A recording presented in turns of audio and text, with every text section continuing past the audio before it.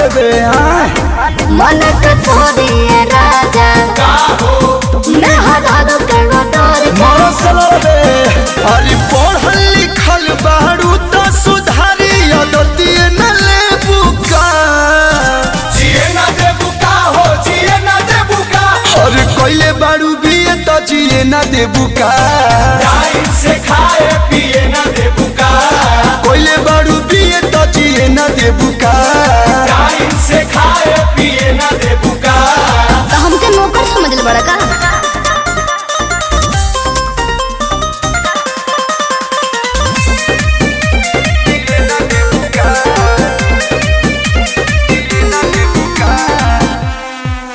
नहीं सासू ननद के भाषण चले का घरवा में हमरे ही शासन चले अच्छा झूठ के रह पड़ी बताई हम का बतेबा लागे दे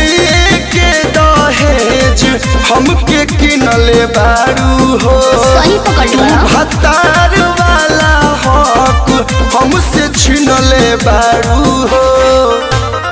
इज्जत से अपना बलमुआ के मन बतिए ना लेबू का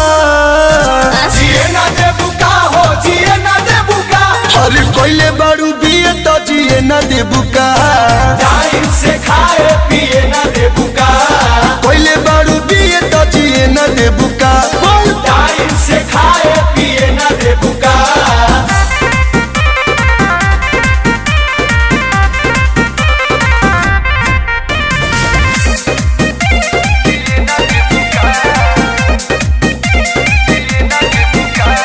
कोई बनी राज हम पापा घरे दुख नहीं करब रउआ डरे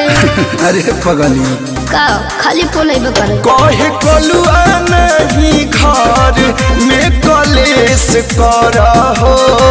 हंसत लागेलू सुनर न दुखी फेस कर हो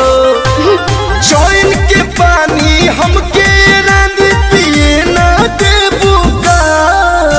जिए ना देबू का हो जिए ना देबू का अरे पहले बारू बियो तो जी न देबू का टाइम से खाए पिए ना देबू का पहले बारू बिये तो जिए न देबू का टाइम से खाए पिए ना देबू का मान जा ठीक बा